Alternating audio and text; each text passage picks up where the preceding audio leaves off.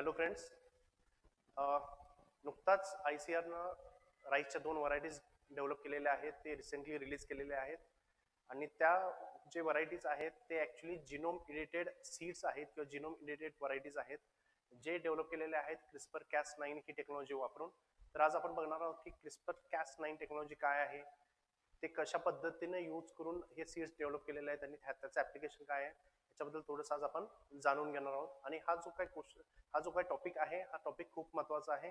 ॲग्रिकल्चरच्या ऑप्शनलसाठी असू दे किंवा ॲग्रिकल्चर मधला हा नवीन टेक्नॉलॉजी यूज केलेली आहे, हे खूप महत्त्वाचं आहे. खूप महत्त्वाचं योगदान दिलेलं आहे ICRनं, कारण का फर्स्ट ऑफ इट्स काइंड आपण म्हणूया की हे जिनोम एडिटेड सीड्स डेव्हलप केलेले आहेत. जगामध्ये असं टेक्नॉलॉजी वापरून पहिल्यांदाच हे असे सीड डेव्हलप करणारा भारत हा पहिला देश आहे. तर त्याच्याबद्दल आज थोडंसं जाणून घेऊया. तर कॉन्टेक्स्ट काय आहे, तर सध्याच्याला जे काही नवीन व्हरायटीज डेव्हलप केलेल्या आहेत ज्याचं नाव आहे DRR Dhan 100 which is Kamala and Pusa DST rice 1. हे 2 जिनोम एडिटेड व्हरायटीज आहेत कशाचे, राईसचे, आणि it is the first of its kind in the world. म्हणजे हे पहिल्यांदाच अशा टेक्नॉलॉजीनं वापरून पहिल्यांदाच असे 2 व्हरायटीज डेव्हलप केलेल्या आहेत आणि त्या 2 व्हरायटीचं नाव आहे it is DRR Dhan 100 and the Pusa DST rice 1. आता हे जे काही व्हरायटीज आहेत ह्या व्हरायटीचा असा फायदा होणार आहे की जवळजवळ 30% मोर आपल्याला इल्ड मिळणार आहे. म्हणजे जवळजवळ 30% असं इल्ड वाढणार आहे. प्लस ह्याची काय मॅच्युरिटी ड्युरेशन आहे ते 15 ते 20 दिवसांनी कमी होणार आहे. So basically we can see boost per hectare yields up to 30%. 30% यांची काय वाढली, आता यांचं जे काही इल्ड आहे ते वाढणार आहे. जर काय तुम्हाला 1 टन इल्ड मिळत असेल तर आता ते तुम्हाला 1.3 टन्स पर्यंत इल्ड देण्याची शक्यता आहे या 2 व्हरायटीज पासून. आणि यांचं मॅच्युरिटी डेज जे आहे बेसिकली 15 ते 20 दिवसानंतर कमी होणार आहे. म्हणजे बेसिकली आपण म्हणूया की जर काय आपल्याला राईसचं हार्वेस्टिंग करण्यासाठी जर काय 110 ते 120 दिवस लागत होते, पण आता तोच राईस आपण 90 ते 95 दिवसामध्ये आपण काय करू शकतो, आता हार्वेस्ट करू शकतो. तर हा सगळ्यात मोठा यांचा फायदा आहे. पण ह्याच्याबरोबर हे जे काही राईस कल्टिव्हेशन करणार आहोत आपण, ह्या व्हरायटीचं जे काही कल्टिव्हेशन करणार आहोत ह्याच्यामुळे ग्रीन हाऊस गॅसेस जे आहेत यांचं एमिशन कमी होणार आहे. यांचं काय होणार आहे, ग्रीन हाऊस गॅसेस यांचं एमिशन कमी होणार आहे. आणि ह्यांना जे काही पाणी लागणार आहे, वॉटर रिक्वायरमेंट जी आहे ती वॉटर रिक्वायरमेंट सुद्धा ह्याच्यामध्ये काय होणार आहे, कमी होणार आहे. लक्षात घ्या. तर ह्याचे 4 फायदे आपण आता बघतोय. पहिला फायदा असा आहे की पहिल्यांदा ह्याचं इल्ड वाढणार आहे 30% ना. सेकंडली ह्याचा मॅच्युरिटी ड्युरेशन जो आहे ते 15 ते 20 दिवसांनी कमी होणार आहे. हार्वेस्टिंग आपल्याला लवकर करता येईल. त्याच्यामुळे आपल्याला नेक्स्ट क्रॉप जे आपण ग्रो करणार आहोत, से फॉर एक्झाम्पल राईस नंतर जर आपण वीट ग्रो करणार असेल तर वीट ग्रो करण्यासाठी आपल्याला चांगला जास्त टाइम मिळू शकतो, चांगलं टाइम मिळणार आहे, ज्याच्यामध्ये आपण कल्टिव्हेशन प्रॅक्टिसेस म्हणा किंवा प्रिपरेटरी टिलेज वगैरे जे आहे ते चांगल्या पद्धतीने आपल्याला करता येईल. हे सेकंड फायदा. थर्ड फायदा याच्यामध्ये असा आहे की जे water requirement for this crop it is less as compared to the other varieties. बाकीच्या व्हरायटीच्या पेक्षा जर काही पाणी कमी लागत असेल तर आपण नक्कीच याच्यामध्ये म्हणू शकतो की याच्यामध्ये पाण्याची बचत होणार आहे. सो बेसिकली जर कमी पाणी असेल तरी सुद्धा आपण याच्यामध्ये राईस ग्रो करू शकतो आता. And fourth advantage is that ह्याच्यामुळे ग्रीन हाऊस गॅस एमिशन कमी होणार आहे. जे काय तुमचं पॅडी फील्ड्स मधून ग्रीन हाऊस गॅस एमिट होतं, म्हणजे बेसिकली तुमचं methane is the major gas which is been emitted from the paddy fields, हे सुद्धा याच्यामधून कमी होणार आहे.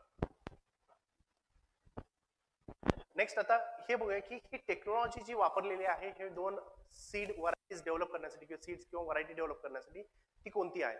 तर this particular technology it is named as the genome editing technology which is based on CRISPR-Cas9. which is the CRISPR-Cas9. हे काय basically हे जिनोम एडिटिंग टेक्नॉलॉजी आहे. तर ह्याच्या बेसिसवरती आपण काय केलेलं आहे, ही व्हरायटीज डेव्हलप केलेली आहेत. मग ही जी काही टेक्नॉलॉजी आहे ही टेक्नॉलॉजी कशासाठी महत्वाची आहे, तर ही टेक्नॉलॉजी जी महत्वाची आहे ह्याच्यामध्ये कारण काय आहे, ह्या टेक्नॉलॉजीचा यूज करून आपण जे काही जेनेटिक मटेरियल आहे किंवा जेनोम आहे कुणाचा एखाद्या प्लांटचा, तर तो दुसरा कोणताही फॉरेन DNA न टाकता त्याच्यामध्ये आपण हा जेनेटिक कॉन्स्टिट्यूट आहे किंवा जिनोम आहे हा आपल्याला चेंज करता येतो. So what we can say here, this makes precise change in organism genetic material. जे काही जिनोम आहे, जे काही जीन्स आहेत तुमचे, जे DNA वरचे जीन्स असतात त्या DNA वरचे जीन्स आहेत त्यांना आपण ह्याच्यामध्ये चेंज करू शकतो. कसं चेंज करू शकतो, without adding the foreign DNA. DNA. So what we can say, this particular varieties are not transgenic crops. हे व्हरायटीज कसे नाही आहेत, ट्रान्सजेनिक क्रॉप्स नाही आहेत. कारण का ट्रान्सजेनिक क्रॉप्स मध्ये आपण काय करतोय, दुसऱ्या ऑर्गॅनिझम मधून जीन्स घेतोय, दुसऱ्या ऑर्गॅनिझमचा डीएनए सेगमेंट घेतो आणि तो एखाद्या प्लांट मध्ये जेव्हा इन्सर्ट करतो त्याला आपण ट्रान्सजेनिक क्रॉप्स म्हणतो. पण ह्याच्यामध्ये कोणताही फॉरेन डीएनए न टाकता हे क्रॉप्स किंवा हे व्हरायटीज डेव्हलप केलेले आहेत, लक्षात घ्या. त्याच्यामुळे these are not the transgenic crops. ठीक आहे. Next we will try to understand what is this CRISPR-Cas technology. आता क्रिस्परचा जो काय अर्थ आहे, what is CRISPR actually? CRISPR is the short form for clustered regularly interspaced short palindromic repeats. म्हणजे basically आपण ह्याला म्हणूया, CRISPR is nothing but certain repeats. Repeats म्हणजे बेसिकली काय आहे, जो काय तुमचा डीएनए सेगमेंट असतो, हा डीएनए सेगमेंट सर्टन पॅटर्न मध्ये कट केला जातो. कशामध्ये कट केला जातो? सर्टन पॅटर्न मध्ये. तो CRISPR basically these are the repeats. ते पॅटर्न एका पॅटर्न मध्ये कट केला जातो, त्याला काय म्हणतो आपण? क्रिस्पर म्हणतो. ठीक आहे. आता हा जो काय डीएनए सिक्वेन्स आहे जो आपल्याला स्पेसिफिक कट केला जातो, हे आपल्याला शक्यतो बॅक्टेरियामध्ये बघायला मिळतो. बॅक्टेरिया, कारण का बॅक्टेरिया हा बेसिकली काय करतो की व्हायरस पासून बचावासाठी क्रिस्परचा यूज करतो. कशासाठी? तर व्हायरसचा इन्फेक्शन होऊ नये म्हणून याच्यासाठी. म्हणजे व्हायरस जो बेसिकली तुमचा बॅक्टेरियाला इन्फेक्ट करतो, ज्याला आपण बॅक्टेरियोफाज म्हणतो, तो काय करतो? तो बॅक्टेरियामध्ये सर्टन डीएनए इन्सर्ट करतो आणि त्या डीएनए ला बेसिकली आपण म्हणूया की न्यूट्रलाइज करण्यासाठी किंवा त्याला नष्ट करण्यासाठी किंवा डिस्ट्रॉय करण्यासाठी तुमचा बॅक्टेरिया काय करतो? CRISPR-Cas ही टेक्नॉलॉजी वापरून किंवा बेसिकली आपण म्हणूया की ही एखादी मेथड वापरून त्या डीएनए ला नष्ट करण्याचं काम करतो. ठीक आहे. तर ही जे काय टेक्नॉलॉजी आहे ही आपण शोधून काढलेली आहे, which can be used now in the for the development of different varieties. Then this sequence are derived from fragments of the DNA from viruses that have previously infected the prokaryote. ठीक आहे. आता bacteria काय करतं?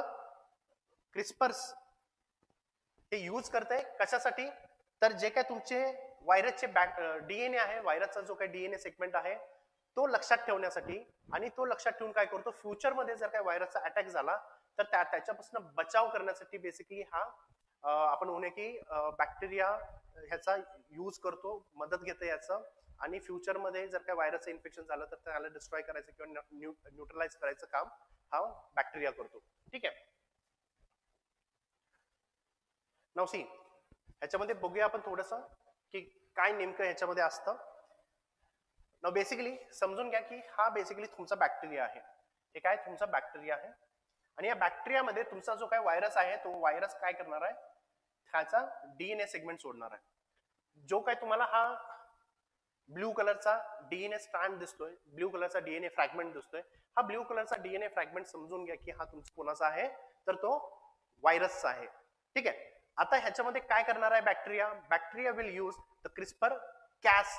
आता तो काय करणार आहे? तो क्रिस्परचा यूज करून बेसिकली किंवा कॅसचा यूज करून, Cas9 it is nothing but an enzyme, जो कटिंग एन्झाइम आहे, जो काय करणार आहे? तुमच्या ह्या बॅक्टेरियाला कट करणार आहे. आता sorry, not the bacteria, it is the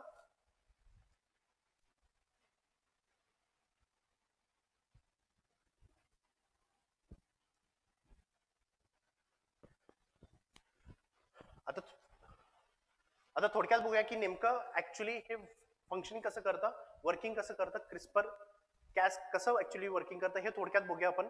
आता हे समजून घ्या की हा जो काही डीएनए आहे, हा डीएनए जो काही स्ट्रँड आहे किंवा डीएनएचा हा जो काही सेगमेंट आहे तो व्हायरसचा आहे, ज्याच्यामुळे बॅक्टेरिया इन्फेक्ट झालेला आहे. मग आता बॅक्टेरिया काय करणार? Bacteria will produce certain guided RNA म्हणूया आपण. तो हा काय करतो? गाइडेड आरएनए हा तयार करतो. गाइडेड आरएनए, याला काय म्हणायचं? Guided RNA. आता तो गाइडेड आरएनए वरती काय असतो? सर्टन सिक्वेन्स असतो. काय असतो? सर्टन सिक्वेन्स असतो. आणि तो सिक्वेन्स काय करतो? ह्या डीएनए वरती, हा जो काय व्हायरसचा डीएनए ह्याला जाऊन काय करतो? तो अटॅच करतो. जो सिक्वेन्स मॅच करणार आहे तुमचा, काय करणार आहे? सिक्वेन्स मॅच करणार आहे. आणि तो जर सिक्वेन्स मॅच झाला कुणाचा? ह्या गाइडेड आरएनएचा सिक्वेन्स ह्या डीएनए वरती मॅच झाला तर बेसिकली ह्याच्यामुळे काय होतं की तुमचा डीएनए जो आहे हा कशाचा? व्हायरसचा, हा डिस्ट्रॉय करायला मदत करतो. आणि ह्याच्यामध्ये जो काय आपल्याला मदत करणारा जो आहे तो आहे Cas9. So Cas9 will start to cut this particular DNA. हा डीएनए कट का करणार आहे बेसिकली? कारण का हा इन्फेक्शन करणारा डीएनए, लक्षात ठेवा, व्हायरसचा. त्याच्यासाठी ह्याला कट करण्याचं काम करून करतं Cas9. So Cas9 is a cutting enzyme, we can say cutting enzyme आहे तो, cutting enzyme. Now this cutting enzyme will form a complex with the guided RNA. याला कॉम्प्लेक्स एक बनवणार आहे. कॉम्प्लेक्स जाऊन काय करणार आहे, त्या डीएनएच्या सेगमेंटला तो अटॅच होणार आहे. आणि त्या डीएनए सेगमेंट कुठं जाऊन अटॅच होणार आहे, तर ऍक्च्युली जो काय गाइडेड आरएनए वरती जो काय सिक्वेन्स आहे, तो सिक्वेन्स ज्या डीएनएच्या फ्रॅगमेंट वरती जो मॅच होणार आहे त्या ठिकाणी तो जाऊन काय करणार आहे, अटॅच होणार आहे. आणि अटॅच झाल्या तो काय करणार आहे, तुमचा हा जो काय Cas9 आहे, it starts to cut the DNA. आणि डीएनए कट झाला की it will start to destroy this particular DNA. पण काहीचा पार्ट तो काय करतो, बॅक्टेरिया तो स्वतःमध्ये ठेवतो. कशासाठी, जेणेकरून फ्युचरमध्ये त्याला आयडेंटिफाय करायला पाहिजे की हा जर काय व्हायरसनं परत डीएनए सोडला तर त्याला आयडेंटिफाय करून परत ही मेथडनं त्या पर्टिक्युलर डीएनएला डिस्ट्रॉय करण्यासाठी यूज केला जातो. ठीक आहे. So it is basically how this we can say CRISPR-Cas technology works और CRISPR-Cas मेथड वर्क्स बेसिकली. ठीक आहे. मग ह्याच्यामध्ये आपल्याला काय करायचं, आपण यूज कसा करतो याच्यामध्ये हे समजून घ्या. आता जर समजा एखाद्या ऑफस्प्रिंग मध्ये जो काही डीएनए आहे, जे काही जीन्स आहेत, त्याच्यामध्ये सर्टन डिसऑर्डर्स आहेत. काय आहेत ह्याच्यामध्ये, सर्टन डिसऑर्डर्स आहेत. मग ते डिसऑर्डरमुळे जेनेटिक डिसऑर्डर्स होऊ शकतात किंवा एखादं डिसीज होऊ शकतं किंवा त्याचे क्वालिटीज जे आहेत ते क्वालिटीज कमी होऊ शकतात.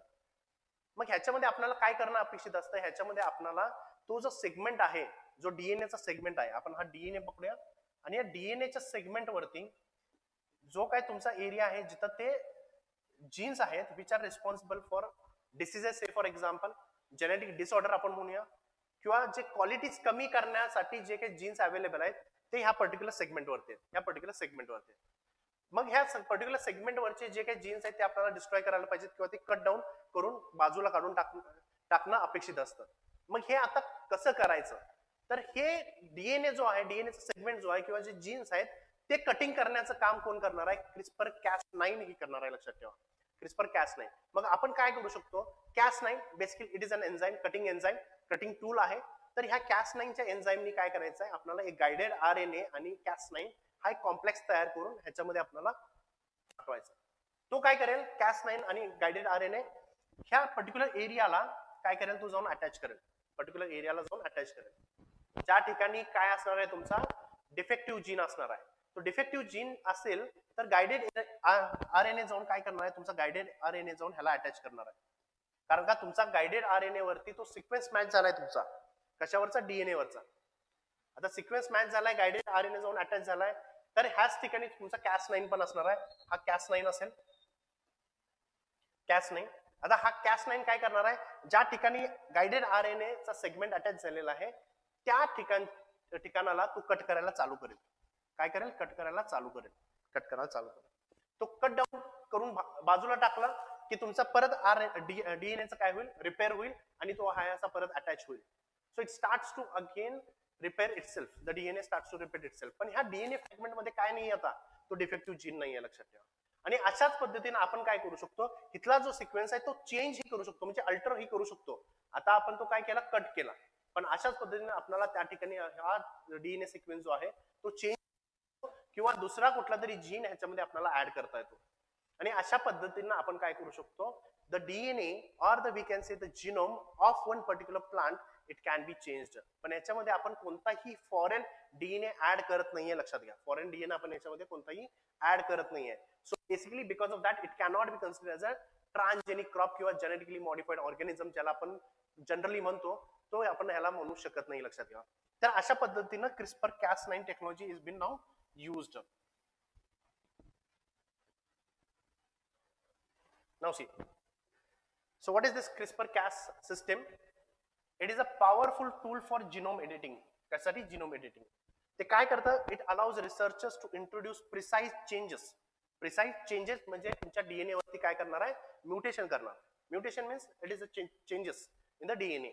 ठीक आहे. आणि याच्यामध्ये दोन की मॉलिक्युल्स असतात. First molecule, it is the Cas9 enzyme, which is called as a molecular seizure. Molecular seizure, जो तुमच्या डीएनए ला कट करणार आहे. And the second, it is the guided RNA, guide RNA or the guided RNA, which goes and attaches to the particular DNA fragment or the DNA segment, we can say. Now see, the Cas9 enzyme. The Cas9 enzyme काय असणार आहे हा, याचं function काय असणार आहे, working काय असणार आहे हे बघा. Cas9 is an enzyme that acts as a pair of molecular seizure. Pair of molecular seizure. तर हा जो काय तुम्हाला ब्ल्यू कलरचा एरिया दिसतो ह्याला काय म्हणतो आपण, Cas9 म्हणतो, which can cut the particular DNA segment at particular specific location. आता हे काय करणार आहे, it cuts both the strands of DNA. डीएनएचे जे काय बोथ द स्ट्रँड्स असतात तो काय करणार आहे, स्पेसिफिक लोकेशन वरती जाऊन तो कट करणार आहे. ठीक आहे.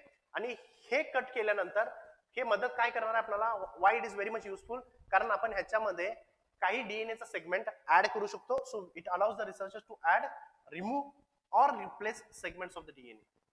म्हणजे ऍड पण करू शकतो, रिमूव्ह करू शकतो किंवा रिप्लेस करू शकतो of the particular segment of the DNA can be said. म्हणजे जर काय आपल्याला कोणते युजफुल जीन्स असतील तर त्या युजफुल जीनला सुद्धा आपण त्यामध्ये टाकू शकतो. जर काय डीएनएचा सिक्वेन्स जो आहे तुमचे तो सिक्वेन्स आपल्याला चेंज करता येतो, किंवा जर काय तो डीएनए सेगमेंट जो आहे त्याच्यामध्ये असा एखादा जीन असेल which is responsible for the genetic disorder or say for example any other diseases, तर ते आपल्याला काढता येतं. आणि हेच पद्धतीनं आपण काय करतोय आता सध्याच्याला ह्युमन हेल्थ मध्ये पण सुद्धा आपल्याला हे रिव्होल्युशनाइज करता येतं, लक्षात घ्या. ठीक आहे. So it is the Cas9 enzyme. After that it is a guide RNA और द जीआरएनए ज्याला म्हणतो आपण जीआरएनए.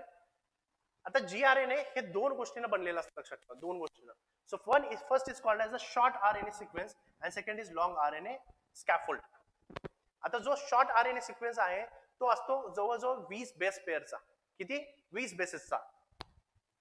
आणि हा डिझाईन केलेला असतो कशासाठी, तुमच्या टार्गेटेड डीएनए ला जाऊन अटॅच करण्यासाठी. ह्याला आपण काय केलेलं असतं, बनवलेलं असतं किंवा ह्याचं डिझायनिंग केलेलं असतं. म्हणजे बेसिकली समजा हा जर काय तुमचा डीएनए सेगमेंट आहे आणि ह्याच्यावरती काहीतरी तुमचे काय आहेत, बेसिकली आपण म्हणूया बेस पेअर्स आहेत or the we can say sequence आहेत, जे प्युरिन्स आणि पिरिमिडिनचे जे काही सिक्वेन्स असतात, पर्टिक्युलर सिक्वेन्सला मॅच करण्यासाठी मॅच होणारे जे काही तुमचा आरएनए आहे तो आपण बनवतो. तो कुठला असणार आहे, basically it will be your short RNA sequence. Short RNA sequence. आता हा शॉर्ट आरएनए वरती जो काय तुमचा सिक्वेन्स असेल तो same it will be the sequence of this area. कारण का हा सिक्वेन्स आपल्याला काय करायचा तर काढायचा किंवा चेंज करायचा किंवा ह्याला रिप्लेस करायचा. ठीक आहे. सेकंड गोष्ट काय असते याच्यामध्ये, it has long scaffold, longer RNA scaffold. आता हा काय करणार आहे, ते डीएनए ला बाइंड करण्यासाठी मदत करणार आहे. कुणाला? It helps the Cas9 bind the DNA.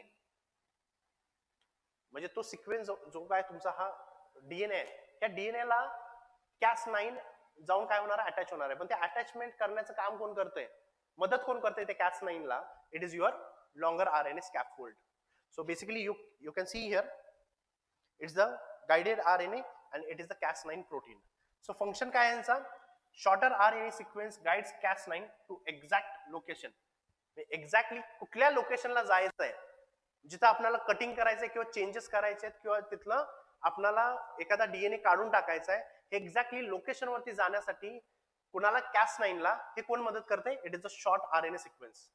आता स्कॅफोल्ड इन्शुअर्स प्रॉपर बाइंडिंग Cas9 किंवा जीआरएनए कॉम्प्लेक्स जो होणार आहे तुमचा, ह्याला त्या प्रॉपरली डीएनए ला जाऊन अटॅच करण्यासाठी, प्रॉपर अटॅचमेंट करण्यासाठी, त्याला मदत करण्यासाठी कोण असणार आहे तुमचा, it is a scaffold RNA असणार आहे बेसिकली. ठीक आहे. Sorry, it is a RNA, ज्याला आपण लॉंगर आरएनए स्कॅफोल्ड म्हणतो. ठीक आहे. तर अशा पद्धतीनं काय केलं जातं, तुमच्या डीएनएचा जो सिक्वेन्स आहे तो चेंज होणार आहे. परत एकदा थोडक्यामध्ये सांगतो, समजून घ्या, लक्षात करून घ्या काय असणार आहे. तुमचा हा डीएनए आहे, डीएनए सेगमेंट आहे. आता डीएनए सेगमेंट वरती जेव्हा ऑफस्प्रिंग तयार होतात, बेसिकली लक्षात ठेवा, ऑफस्प्रिंग तयार होणार म्हणजे बेसिकली जेव्हा union of male and female gametes होतात तेव्हा half of the chromosomes come from the mother, half of the chromosomes come from the father. पण जेव्हा ते एकत्र येतात, पेरिंग होतं, तेव्हा चुकून कधी कधी काय होतं की तुमचा डीएनए सिक्वेन्स चुकतो. आणि ते चुकल्यामुळे काय होतं, कधी कधी तुमच्या शरीरामध्ये किंवा ऑफस्प्रिंग मध्ये जेनेटिक डिसऑर्डर्स येऊ शकतात. आणि ते बेसिकली जो काही सिक्वेन्स असणार आहे तो कुठं असणार आहे, तुमच्या डीएनए वरती. So basically we can say it will be a certain gene. आता हा जीन जो आहे it may be responsible for certain genetic disorder, ज्याच्यामुळं डिसीजेस होऊ शकतात किंवा त्याचा परफॉर्मन्स जो आहे ऑफस्प्रिंगचा तो कमी होऊ शकतो, प्रॉपर डेव्हलपमेंट होणार नाही. त्यासाठी आपल्याला हा जो पर्टिक्युलर जीन आहे तो इथून काढून टाकायचा आहे, किंवा ह्याच पर्टिक्युलर डीएनए सेगमेंटला काय करायचं, आपल्याला चेंज करायचं आहे. त्याचा सिक्वेन्स चेंज करायचा आहे किंवा बेसिकली त्याच्यामध्ये कोणता तरी दुसरा डीएनए फ्रॅगमेंट काय करायचा आपल्याला ऍड करायचा. मग हे करण्यासाठी आपल्याला क्रिस्पर कॅस9 एडिटिंग टेक्नॉलॉजी जी आहे ती आपल्याला युजफुल होते. मग क्रिस्पर कॅस9 टेक्नॉलॉजी मध्ये दोन गोष्टी असतात. एक असतं तुमचं कॅस9 एन्झाईम आणि सेकंड असतं तुमचं गाईड आरएनए. Guide RNA. आता गाईड आरएनए सुद्धा दोन टाईपचे असतात. One is the shorter and another is longer. Shorter आणि लॉंगर. आता शॉर्टरचं काम काय असतं? शॉर्टर गाईड आरएनए तो काय करतो बेसिकली तुमच्या पर्टिक्युलर सिक्वेन्स जो आहे तिथं जाण्याचं काम कोण करतंय? It is a short RNA. म्हणजे कॅस9 ला तो काय सांगणार आहे की आपल्याला कोणत्या ठिकाणी जायचं आहे, डीएनएच्या कोणत्या सेगमेंटवरती तो जीन आहे ज्याला आपल्याला कट करायचं किंवा रिप्लेस करायचं किंवा चेंज करायचं आहे, त्या ठिकाणी आपल्याला जाण्यासाठी कोण मदत करतो? कारण शॉर्ट आरएनए. ठीक आहे. मग हा लॉंगर आरएनए तो काय करणार आहे? कॅस9 एन्झाईमला आणि शॉर्टर आरएनएला प्रॉपरली ह्या डीएनए वरती बाइंड करण्यासाठी हा पर्टिक्युलरली लॉंग आरएनए स्कॅफोल्ड हा मदत करणार आहे. एकदा काय तुमचा हा कॉम्प्लेक्स आहे कॅस9 एन्झाईम आणि शॉर्टर आरएनएचा कॉम्प्लेक्स किंवा गाईड आरएनए हे एकदा जाऊन इथं अटॅच झाला की कॅस9 काय करेल? ह्या सेगमेंटला कट करून टाकेल. हा सेगमेंट कट झाला की डीएनए मधून तो सेगमेंट बाजूला पडला म्हणजे बेसिकली काय झालं? त्या पर्टिक्युलर जीनला आपण त्या जिनोम मधून बाहेर काढलाय, लक्षात ठेवा. आणि परत त्याला बाहेर काढल्यानंतर तुमचा डीएनए काय करतो? सेल्फ रिपेअर करतो. Because the DNA has self repairing capacity. It will start to repair itself आणि ते जेनेटिक डिसऑर्डर तो निघून गेलेला आहे. आणि हीच टेक्नॉलॉजी यूज करून आयसीआरनं काय केलेलं आहे सध्याच्याला? आयसीआरनं राईसच्या दोन व्हरायटीज डेव्हलप केलेल्या आहेत which are very very helpful to combat the we can say climate change असेल किंवा जे काही फूड सिक्युरिटी आहे त्याच्यासाठी हे खूप महत्वाचं आहे. ठीक आहे. तर ह्याचा क्रिस्पर कॅस9चं जे काही ऍप्लिकेशन आहे किंवा कशासाठी यूज केला जाऊ शकतो हे थोडक्यात बघूया आपण. It can be used to create certain disease resistant. म्हणजे आपण क्रिस्पर कॅस9 एडिटिंग टेक्नॉलॉजीचा यूज करून त्याच्यामध्ये प्लांटमध्ये आपण काय टाकू शकतो? एखादा जीन टाकू शकतो which will be helpful for the we can say disease resistant किंवा सिक्वेन्स चेंज करू शकतो. Herbicide tolerance we can do it. Yield enhancement जी काय आता तुमची राईस व्हरायटी डेव्हलप केलेली आहे, राईसची जीन्स राईसची सीड्स डेव्हलप केलेले आहेत, त्याचं यील्ड 30% वाढणार आहे. अशाच पद्धतीनं तुम्हाला यील्ड वाढवता येईल. न्यूट्रिशनल व्हॅल्यू म्हणजे बेसिकली याच्यामधलं प्रोटीन कंटेंट असेल किंवा विटॅमिन कंटेंट असेल, ह्या सगळ्या गोष्टी आपल्याला वाढवता येतील. Quality improvement. अगेन क्वालिटी म्हणजे बेसिकली आपण म्हणूया की त्याचे resistant capacity to the biotic and abiotic stress. Then climate change resilience म्हणजे क्लायमेट चेंज होत आहे, टेम्परेचर वाढत आहे, ड्रॉट्स येत आहेत, फ्लड्स येत आहेत, बेसिकली ह्याला अडॅप्ट करण्यासाठी you can develop certain varieties. Again it can be able to develop drought tolerance crops as well. Drought tolerance crop सुद्धा आपण याच्यामध्ये बनवू शकतो. Next you can develop certain salt tolerant crops. Temperature tolerant म्हणजे heat वेव्हजला वगैरे tolerant असल्याचं crops बनवू शकतो. कारण क्लायमेट चेंज व टेम्परेचर वाढत चालले, ग्लोबल वॉर्मिंग व्हायला लागले आणि याला अडॅप्ट करणारे आपल्याला काय बनवता येतील? व्हरायटीज बनवता येतील. Then haploid induction. हॅप्लॉइडचा अर्थ बेसिकली काय? The crops or the plants which have single genome, ज्याच्यामध्ये आपण की only one pair of chromosome, त्यांना काय म्हणतो आपण? हॅप्लॉइड. म्हणजे बेसिकली डिप्लॉइड जे स्पीसीज असतात 2n न डिनोट केले जातात. म्हणजे काय? 2 पेअर्स ऑफ क्रोमोझोम्स आहेत. आपल्या ह्युमन्स मध्ये काय आहेत? Basically we have 23 pairs of chromosome. 46 chromosomes आहेत पण किती पेअर आहेत? 23 पेअर्स ऑफ क्रोमोझोम्स आहेत जे ऍक्च्युली 2 सेट झाले. 23 प्लस 23 हे n आणि हे n. But with the help of this technology what we can do? We can induce only single set of chromosome which is a haploid म्हणतो त्याला आपण. Haploid induction आपण करू शकतो. Then generating male sterile lines. Male sterile lines are very much necessary for development of the hybrids. Then fixation of hybrid vigor, the vigor we can say. Hybrid vigor, development or we can say the growth of the plant, quick growth of the plant. It is a hybrid vigor. Then manipulating self incompatibility. Self incompatibility ला overcome करण्यासाठी. In self incompatibility म्हणजे basically काय? When the plant or the we can say एका प्लांटचं जे काही flower असतात ह्याच्यामध्ये mail आणि फिमेल जे काय गॅमेट्स असणार आहेत this particular pollens of the particular flower, it is not able to fertilize the this particular egg, or we can say the ovule मध्ये तो जाऊ शकत नाही किंवा फर्टिलाइज करू शकत नाही त्या पर्टिक्युलर फ्लावरला, स्वतःच्याच फ्लावरला तो फर्टिलाइज करू शकत नाही. But here the pollens are basically fertile. तो दुसऱ्या क्रॉप वरती गेला किंवा दुसऱ्या प्लांटच्या फ्लावर वरती गेला तर तो त्याला काय करू शकतो, फर्टिलाइज करू शकतो, but not for the same flower. कारण का ह्याची कारण भरपूर आहेत. मॉर्फोलॉजिकल चेंजेस असतील किंवा जेनेटिक कॉन्स्टिट्युएंट सगळं चेंज असू शकतात, ह्याच्यामुळे तो सेल्फ इनकम्पॅटेबिलिटी असू शकतं. पण ह्याला सुद्धा ओव्हरकम करण्यासाठी आपल्याला काय यूज करता येईल, ही genome editing technology we can use it. Now आता ह्याच्यावरती युपीएससीला किंवा एमपीएससीला प्रश्न कसा येऊ शकतो. Now the UPSC can ask the question or MPSC can ask the question for the prelims as well as for the mains. प्रिलिम्सला सुद्धा प्रश्न विचारला जाऊ शकतो, मेन्सला सुद्धा प्रश्न विचारला जाऊ शकतो. कशा पद्धतीनं प्रिलिम्सला कशा पद्धतीनं what are the applications of using CRISPR-Cas9 technology in the agriculture. खाली ऑप्शन्स देतील, which of the following can be used for this particular for the method we can say. Secondly याच्यामध्ये काय प्रश्न विचारला जाऊ शकतो मेन्सला.